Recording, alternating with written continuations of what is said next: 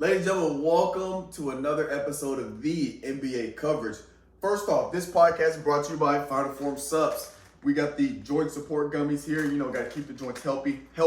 Got to keep the joints lubricated, nice, and hydrated. Again, Final Form Supplements has all kinds of things from protein powders, creatine, stuff for your immune system. Go check that stuff out. Go to finalformsubs.com. That's SUPPS. Finalformsubs.com. Use promo code CoachStrib, all caps, no space, get 10% off your order. All right, so we are back at it again. We are live from Nashville, Tennessee. So before we get to the news, because Calvin is going to kick us off with our NBA news, I'm going to go over the standings for the East and West, and then potentially go over just a few of the leaders in terms of points and all that good stuff. So first we have in the East. In the East, we have the Boston Celtics sitting at 1, then Milwaukee at 2, 76ers at 3, Orlando at 4, Miami at 5, Knicks at 6. Play-in tournament area, so 7 through 10. Cavs at 7, Pacers at 8, Nets at 9, Bulls at 10, which is also interesting because the Bulls were at the bottom. They're slowly working their way back up into the play-in tournament. 11 at Hawks, Raptors at 12, Hornets at 13, Wizards at 14, and the Detroit Pistons sitting there very sadly at 15. Now for the West, no surprise here. Timberwolves has been on top pretty much all season. Minnesota Timberwolves at 1, Denver Nuggets at 2, Oklahoma City Thunder at 3, Clippers at 4, Mavs at 5, Kings at 6, Pelicans at 7, Rockets at 8. Lakers dropped down to 9. They kind of went on a little bit of a 3 or 4 game losing streak that they just broke not that long ago. So they kind of slid back down, but they are 9th. But again, the 6th seed to the 7th, the 6th seed to the 9th seed is all determined by 2 games or less. So it's still real tight between 6 and 9. Golden State Warriors at 10. They kind of worked up and played a little better since Draymond has been suspended. They've been playing significantly better. Suns at 11. It's a little disappointing because I'm gonna save it for the news. Utah Jazz at 12. Memphis at 13. Blazers at 14. Spurs at 15. Real quick, since we in Tennessee, since Ja returned, that's a 4-game winning streak. So yes, Ja, they are undefeated so far with Ja back. Real quick, I do want to go over just points, rebounds, and assists per game leaders. Points per game, Joel Embiid at 35, Luka Doncic at 33.5, Shai Gilgeous-Alexander at 31, Giannis Antetokounmpo at 30.8, and Kevin Durant at 30.3. Rebounds per game, Anthony Davis leads the way at 12.4. Jokic leads second at 12.3. Sabonis 12.1. Gobert at 12.0. Joel Embiid at 11.7. And then assists per game, we got Tyrese Halliburton 12.1. Trae Young 11.3. Doncic 9.4. Jokic 9.2. Fred VanVleet at 8.6, and Shai Gilgeous-Alexander is leading in steals per game at 2.8. All right, now we're going to kick it over to Coach Calvin and get us started on the news. Like I said, the first thing, Ja. What I say last one, I said he's going to be on a tear when he gets back. That 25-game suspension is one fourth of the season basically gone, 1/3, something like that. It's a little bit over. It's about a third. Okay. Yeah, it's about a third. Okay. If y'all watch that game, he took everything to the hole. Barely took jump shots and floaters like he usually does. Everything was to the rack, and he hit that game winner too. I think he had 25 points? His first game? Was it 25? Like 34 with the game winner.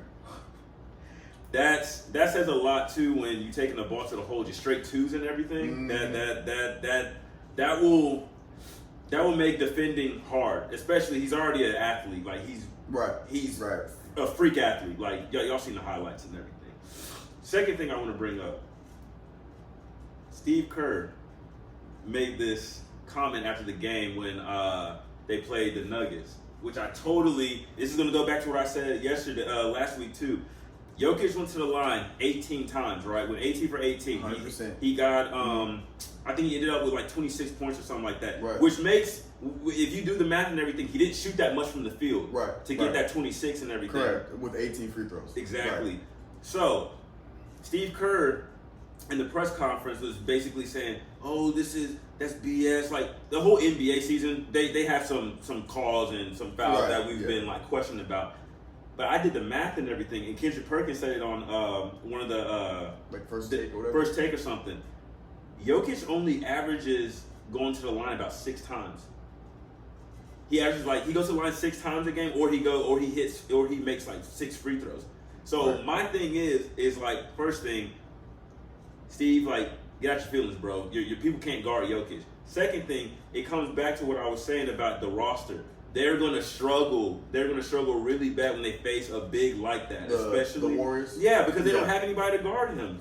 Well, especially now. Yeah, the one dude you had is suspended. Yeah, exactly. It would have been Draymond having to guard him. Yeah. Third point. I think that is a big point to when trade deadline comes and everything. They're gonna have to get somebody to stay in front of him.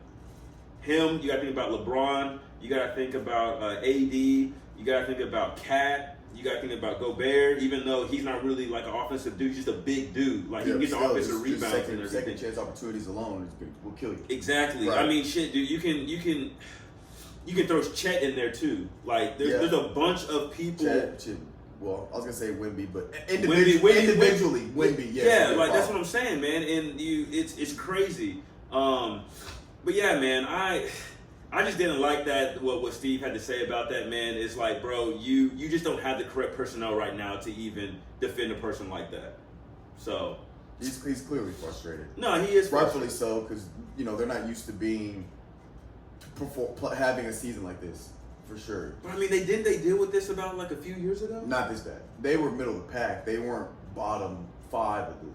Now they're playing better now. It's funny. Ever since Draymond got suspended, they've been playing better. So now they're at the 10th seed. Yeah. But before the 10th seed, they were 11, 12, 13th. They were floating around in that bottom tier of the West. They've never been bottom tier. They've always been 8, 9, 7, 8, 9 here and there, even 10. But every year they've either made the playoffs or at least made the play-in. Exactly. So you're right. They've always been in that conversation. But like I said, I wanted to save for the bless you.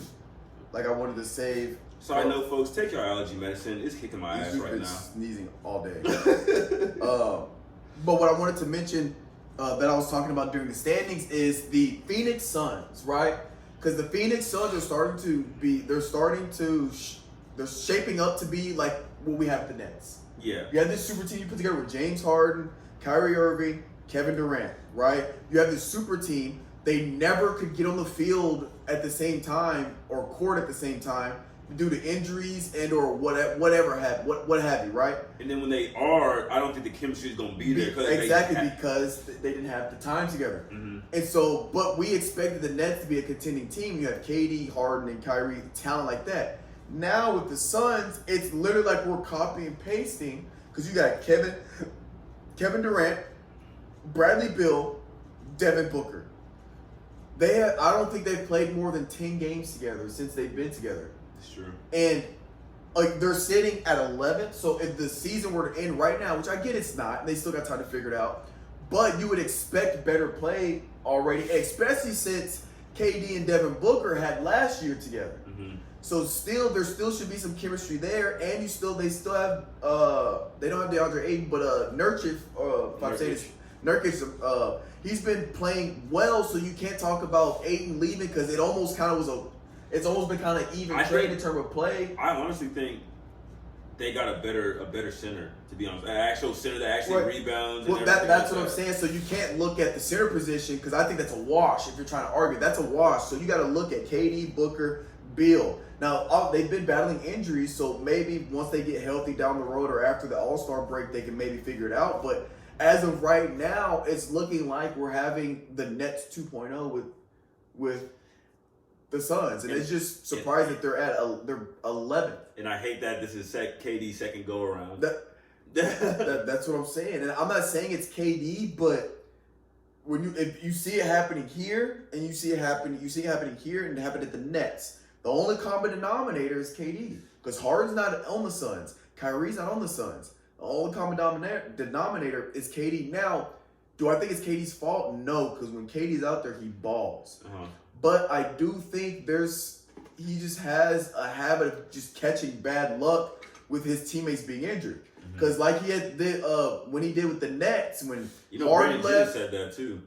Brandon Jennings said KD deserves to be on a better team. he does. I agree. Like I'm a KD fan. It's just sad because I'm a Booker fan. I'm a KD fan. I'm a Bradley Beal fan. I'm a for huge sure. KD fan. I mean and I just hate to see them not panning out like it should be. Exactly. They should be. I think they should. Five at worst case scenario. Yeah, I think they should be 5. Yeah. Worst case scenario, they're 5th. They should be. And if you want to talk about some tragic, Detroit is just in shambles right now. Oh, Detroit, they have 2 wins on the season? 2 wins. They on a 25-game losing streak? 27. Wait, is that even?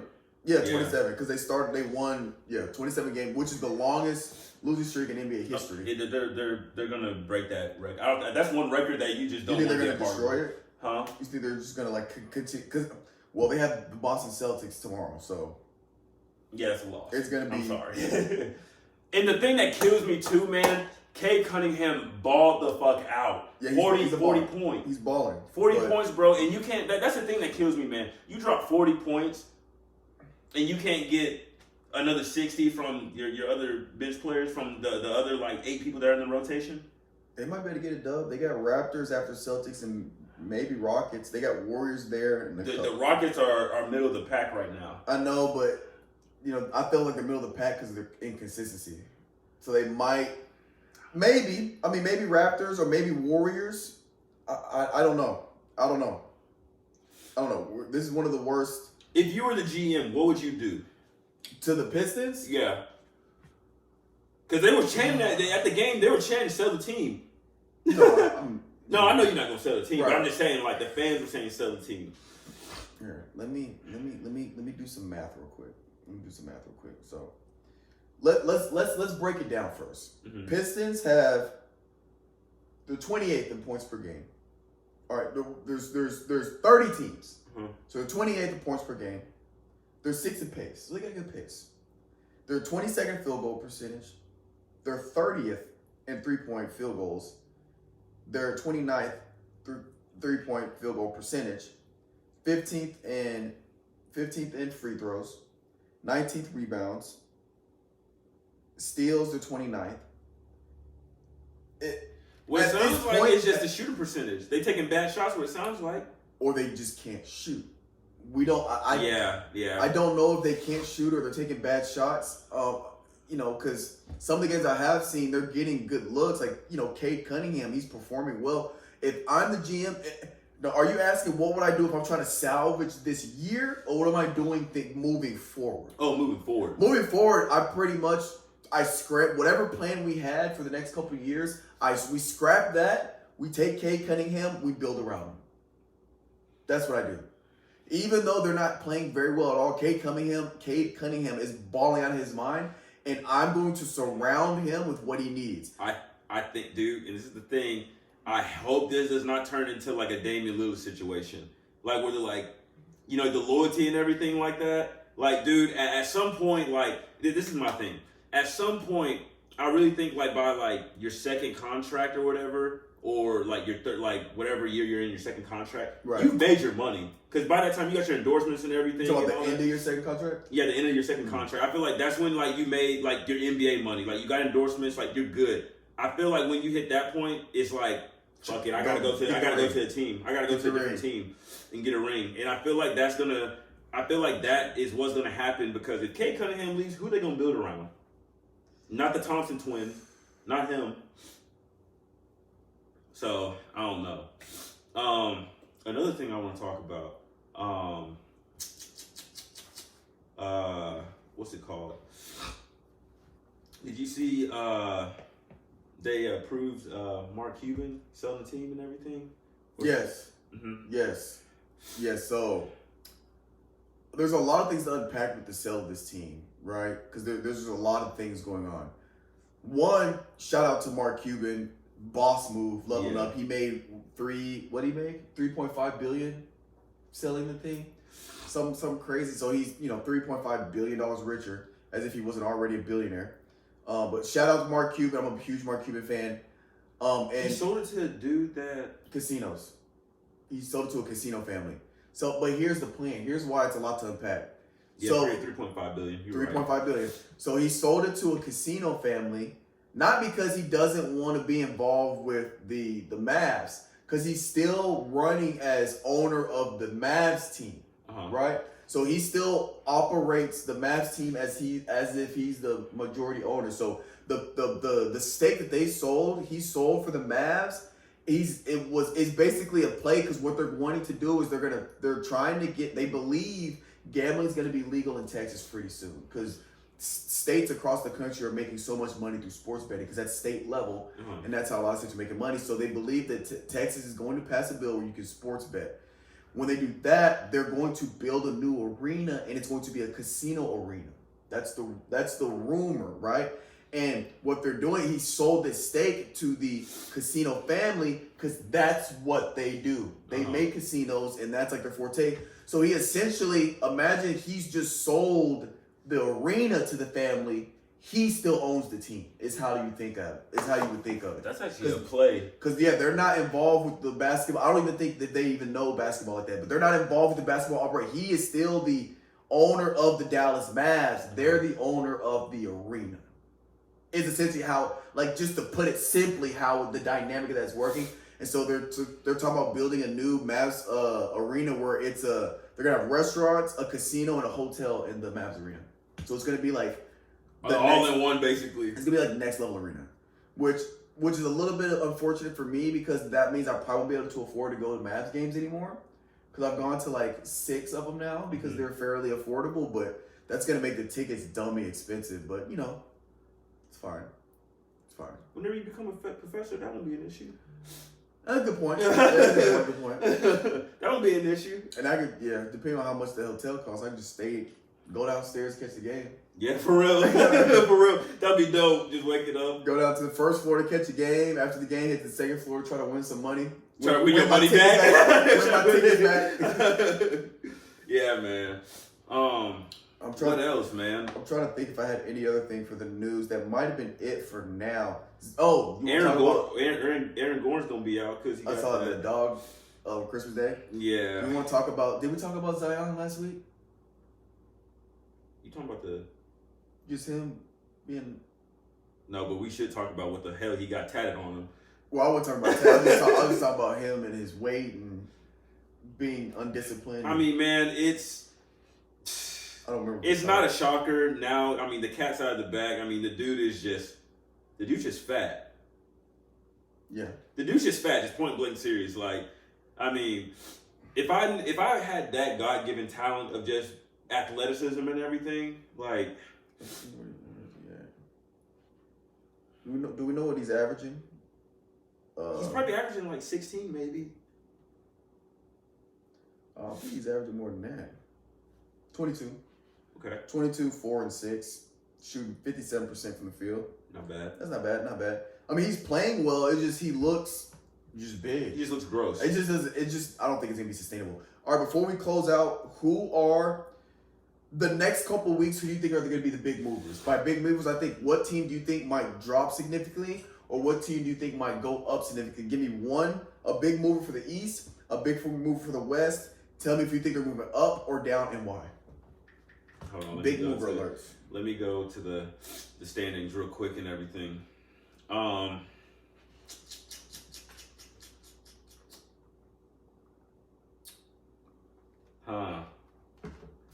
So in the East, I'll say this. I think I got 2 teams. I got 2. Okay. Is that okay? Yeah. Okay. I feel like with the push that the Bulls are making right now, they could easily surpass the Nets. I think they can get past the Pacers. Getting past the Cavs, that's going to be kind of tough because their guard play right now is kind of good right now. Right. Who I do see falling down, I can see the Hawks dropping 2 spots because if I can't say it, bro. DeJounte Murray. Yeah, if he gets traded, your 2 guard is gone. They're done. Yeah, they're done. So I'll say that. Apologize for stuttering. Can't pronounce that motherfucker's name. And then for the West, big movers. I'm gonna just say the Grizzlies, dude. I mean, with Ja back, they're 4-game win streak right now. I mean, I can see them getting up into like that play-in tournament kind of Right. I think they can.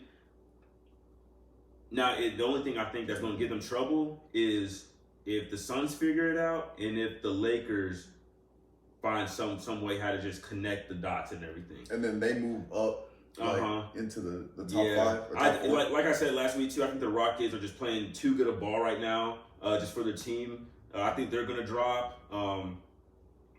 Yeah, man, that's my predictions right now. Side note, what do you think about the Clippers right now? James Harden seems like he kind of figured it out. Yeah, I figured he figured it out. I think what they're working they're playing with house money.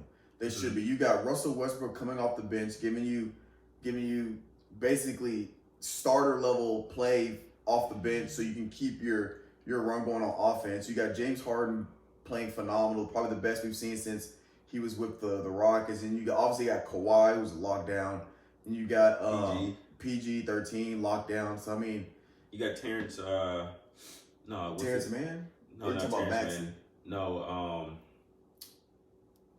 what's the dude's name? I think his name's Terrence on there. Yeah, it's Terrence Mann. Is it Terrence Mann? I'm pretty sure. No, Terrence Mann's a light skinned dude. He's a dark skinned guy. No, Terrence Mann's dark skin. Hold on. Yeah, dude. Terrence Mann like that. Yeah, it is Terrence Mann. Mm-hmm. Yeah, you're right. Mm-hmm. Yeah, you're right. You're right. Went to Florida State. Yep. Mm-hmm. He been playing good. So yeah, man, that's all really I got. Yeah. All right. Well, y'all heard it here. This has been another episode of the NBA coverage. We're gonna be keeping tabs on those big movers, see how guys are moving throughout this the week, and we'll catch you guys next week. Deuces. I'm gonna chase my dreams.